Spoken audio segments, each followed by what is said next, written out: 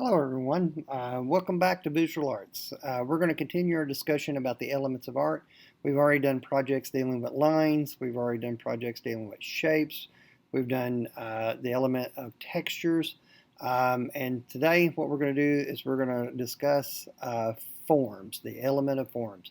Forms are what we call three-dimensional objects or three-dimensional shapes, as your math teacher would call it. But in the art world, if we're dealing with sculpting, if we're dealing with the architecture, we're going to be talking about forms. So let's review our three-dimensional objects that we know as forms. So when I pop them up on the screen, see if you can name them before I name them. Ready? What form is that? Yeah, it's a sphere. Okay. It's a pyramid, cone, cylinder, it's a cube. Yeah, I didn't come up with this name, but it's a rectangular prism. Okay, so these are what we call our three-dimensional objects, but all of these three-dimensional objects follow math rules. So guess what kind of forms these will be if they follow math rules? Yeah, these are called geometric forms.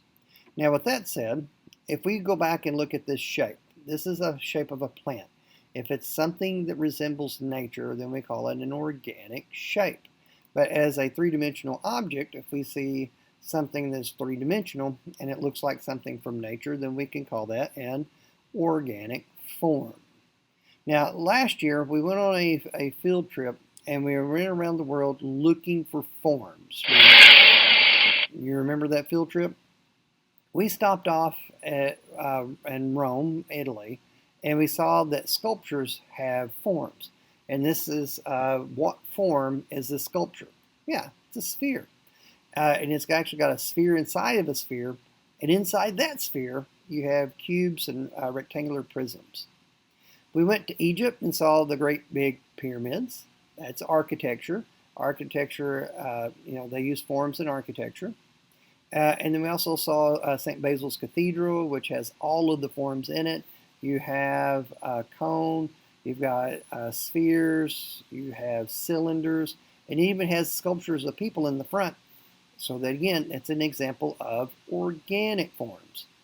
And then we went to Paris, France, and saw their pyramid, which is we call the Eiffel Tower. I call it a pyramid, even though it doesn't have the outer covering.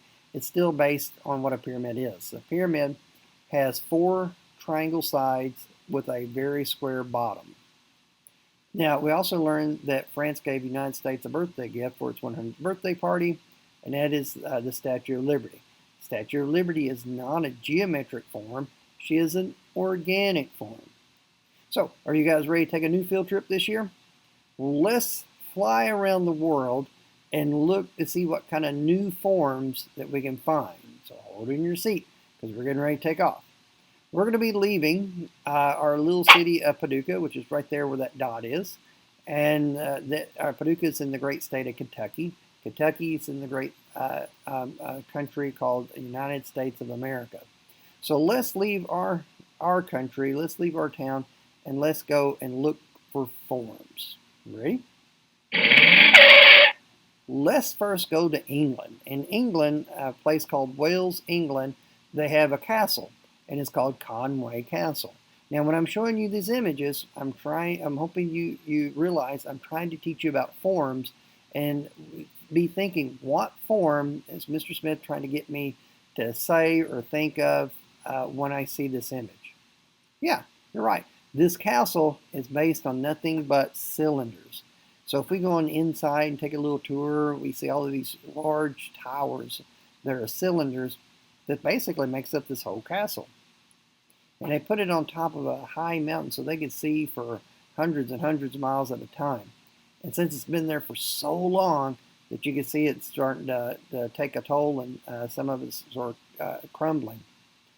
Anytime we see an image and it's getting late, it's getting dark, that means we're getting ready to travel. We will fly at night so we can explore during the day.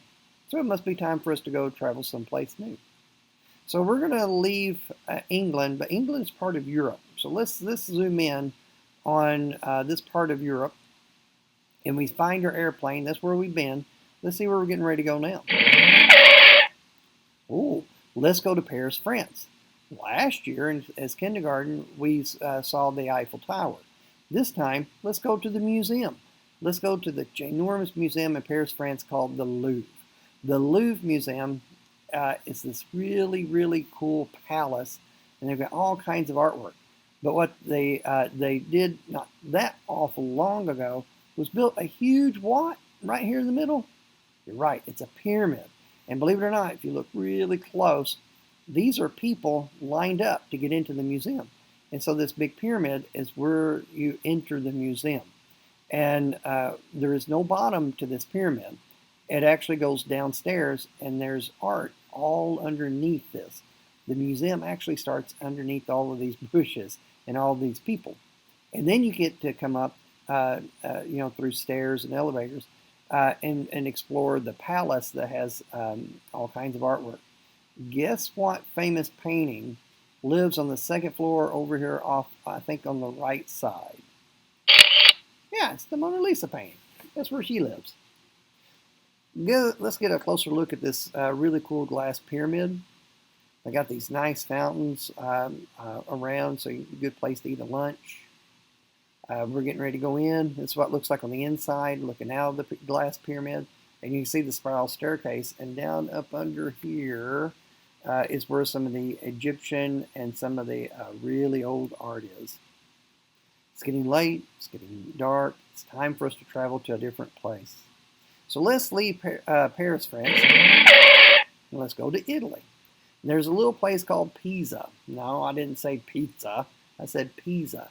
And there, they made a tower that started to lean. And so everybody knows it as the Leaning Tower of Pisa. So what form do you think I'm trying to get you to the name? Yeah, it's actually a cylinder. And if you look at all of these little tiny columns, those are also smaller cylinders. Did you know that the Leaning Tower of Pisa is standing beside a huge church? And this is actually a bell tower, and there's little bells at the top. And so a lot of times we see the Leaning Tower of Pisa, but we don't get to see the ginormous church, a big, huge cathedral that's right beside the Leaning Tower. A lot of people, are trying to figure out what made it lean. Well, when they built the Leaning Tower of Pisa, it was actually stood straight. And then over time, the ground was a little soft, it was unstable, and it started to lean. They've got it fixed so it's not leaning anymore, but I think they were afraid of standing it up perfect. I think they were afraid they were going to damage it. So they fixed it from leaning, and it's where I think it's going to be stuck like that for a while. But anyway, it's a good example of a cylinder. So I tell you what, we're pretty close, and while we were standing in line to look at the Leaning Tower of Pisa, somebody mentioned that there's a big, huge line that somebody made. Somebody made a line, a whole bunch of people actually, worked really hard and made this big, huge line that can be seen from outer space. Would you like to go check it out since we're halfway around the world? All we got to do is we got to head over to China. So can you think of this big, huge line that they worked really hard on, but this line is so big that it can be seen from outer space? You know what I'm talking about? Yeah, it's the Great Wall of China. And the Great Wall of China stretches across the mountain tops, and it stretches so long. And it's really neat. If they were communicating, they would light a lantern, and that would signal the people and the guards that were in this tower, which would light a candle or a lantern, which will signal. And so they sort of communicated with lights, just using lanterns. So what the thought was, can we see this big, huge wall, which makes a very long, curvy, windy line? Can we see it from outer space? So let's get higher in our airplane. Woo, that's pretty high. We're looking out the window there. This is the wall right along there, sort of snakes around the top of the mountains.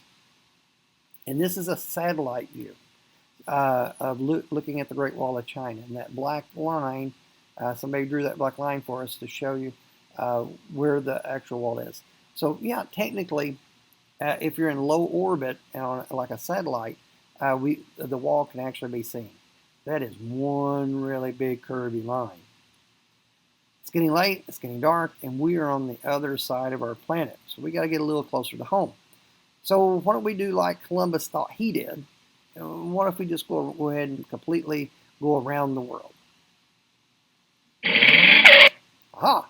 But we stopped off. There's a really neat fair that happened a long time ago called the World's Fair, and let's stop off in a place in Canada. In Canada, they invited the whole world to come to see what they called the World Fair. And the problem is, where's everybody going to stay when they got there?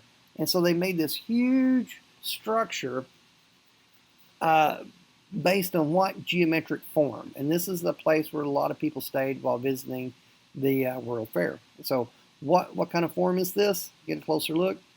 Yeah, this building, its whole structure is made of cubes. And it's one of the strangest buildings I've seen. But like I said, it stretches, it seems like a mile or so. But it's all of these structures of cubes that look like they're stacked on top of one another. This looks like something that came directly out of Minecraft. Isn't that cool? Oh, instead of, it looks like it's getting dark, but instead of traveling to a different country, why don't we stay here, and then our next stop, we will go and see where they actually had the fair, the World Fair. So let's go to the park. Now they made this, the World Fair is over, but now they made this into a nice park. And in this nice park, they have this big, huge dome called the geodesic dome. What form would you call this geodesic dome? Yeah, you're right. It's called a sphere. And you can see them, it's a nice park now. You can go and walk. But if you wonder what they do inside the sphere, they actually do some really cool science experiments inside, from what I understand. And a good way to get there is to take this, looks like a roller coaster, and it will take you right inside the sphere. I thought that was a cool way to come going in and out of work. It's getting late, it's getting dark, we're closer to home, but there is one more stop I'd like for us to make. Because remember last year when we were stopped off in New York, which we're not that far, and saw the Statue of Liberty. Well, I heard that they carved another statue, actually 4 of them, out of a mountain. So can we, why don't we go ahead and stop? It'd be a shame if we don't stop by and see it. But let's head to South Dakota. And in South Dakota, we're going to find a ginormous sculpture of 4 presidents' heads carved out of a mountain. It's Mount Rushmore. And if we get a closer look at Mount Rushmore, it's based off of people. So animals, plants, people, things in nature, we call, this is a good example of organic forms. And it's really cool of how they again, this is a mountain. And then they had hung from ropes and built scaffolds just to carve and chip away some of the rock. They used dynamite and drilled holes and exploded big chunks off of rock, and then they smoothed it all down to actually carve the president's head out of the mountain. And these people are in charge of cleaning it. And so they want to make sure that this huge sculpture, and a great example of organic forms, is well protected. They look a little chilly. It's getting late, it's getting dark, and there's one last place I think we have to go see. People who design buildings, bridges, and structures, they're called architects. They're really cool artists that we know as architects. My favorite architect is Frank Lloyd Wright. And Frank Lloyd Wright built this really cool house that we can go and see, and it's in Pennsylvania. Mill Run, Pennsylvania is the home of Frank Lloyd Wright's house that he designed. He don't live there, but he designed it. called Falling Water. What geometric form did Frank Lloyd Wright use in making this home? Yeah, it's rectangular prisms. So what's really neat is the water flows right through the house and over a little waterfall. So I think that's why they call it falling water. But the whole house, inside and out, is based on rectangular prisms. And so here's columns. It's rectangular prisms. You see rectangles in the skylights. You see rectangle windows. Rectangles are all over this place. But if you're looking at forms, we call them rectangular prisms. It's sort of like a winter wonderland. It's getting late, it's getting dark, and you guys got a project. So let's get back closer to home. Let's get home. But if you really wanted to take this trip, if you really want to go and visit to all of these cool places around the world and witness these landmarks and buildings and structures and sculptures and homes, you're going to need a passport. And so your art project for this is I created everybody a passport, and I sent it to your teachers to hopefully put it in your folders if you're a virtual learner. If you're an in-class learner but I didn't see you this week, hopefully your teachers would give it to you, but you might not have known what it is or what it's for. So this video was to help to explain all of that and to take you on a virtual field trip. So your passport, it's got Lone Oak Elementary School. Underneath it, I would write your name on it so nobody gets your passport and makes it somebody else. And it's called the Purple Flash Passport, the element of art. We're learning about forms. So when you open it up, a passport actually needs to have your photograph. And so what I'd like for you to do is to draw yourself like how you look, and draw your self-portrait inside your passport book. Now, I did this, and I've been wearing my glasses now for a couple of years, so I forgot to add my glasses to my passport. But when you go to different countries, the first thing they're going to do is want to see, look at your passport and make sure you are the person that you say you are. So your photograph is that proof. The next page, when you look through your passport, is you open here's the front cover. We see your portrait, so you got to finish drawing your portrait. This is examples of forms we've learned: cylinders, cubes, cones, spheres, organic forms, pyramids, and rectangular prisms. And then these are postcards of places that we saw and visited. We saw Conway's Castle, and we saw the cylinders. We saw the Great Wall of China, which is the biggest line that I could think of. We saw the Leaning Tower of Pisa, which is a good cylinder. Montreal, we saw the Geodesic Dome, which is a great example of a sphere. We saw the Habitat. It's a good place to stay while you're up and visiting Montreal, Canada. And we stopped off at our visit with Frank Lloyd Wright's home, which is a good example of rectangular prisms. Color this however you want. You do not have to bring this back. This is just a good, fun way to learn about forms and seeing cool places around the world. So I hope you enjoyed our virtual field trip. Enjoy your fall break. I'll see you in a couple of weeks, and hopefully see you in the classroom. Bye, everybody.